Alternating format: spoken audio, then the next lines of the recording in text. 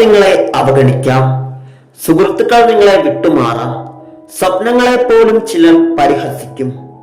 പക്ഷേ നിങ്ങളെ തടയാൻ കഴിയുന്ന ഒരേ ഒരു ആളുണ്ടെങ്കിൽ അത് നിങ്ങളാണ്.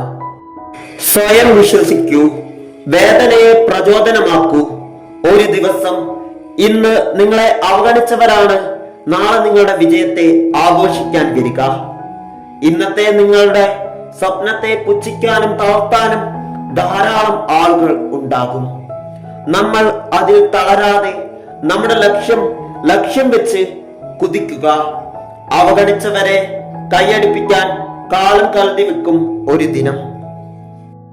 ഇനി നമുക്ക് ചരിത്രത്തിലേക്ക് കണ്ണോടിച്ച് നോക്കാം. വലിയവരായ എല്ലാവർക്കും അവഗണന നേരിടേണ്ടി വന്നു. എഡിസൺ ബാല്യത്തിൽ തന്നെ നിനക്കൊന്നും പഠിക്കാൻ കഴിയില്ല എന്ന് പറഞ്ഞ് സ്കൂളിൽ നിന്ന് പുറത്താക്കി. പക്ഷേ അദ്ദേഹം തന്നെയാണ് ലോകത്തിന് വെളിച്ചം കൊടുത്തത്.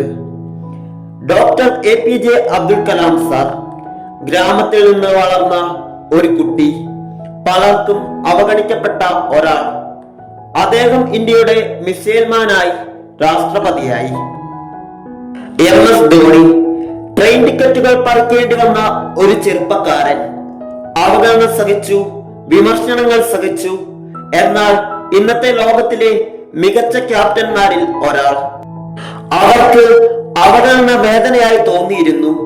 പക്ഷേ അതേ വേദനയാണ് അവർക്ക് ശക്തിയായി മാറിയത്. അവഗണനകളെ വേദനയായി കരുതാതെ പ്രചോദനമായി ഉൾക്കൊണ്ട് ഇന്നിന്റെ ലോകത്ത് നമുക്ക് ഒരുമിച്ച് മുന്നേറാം.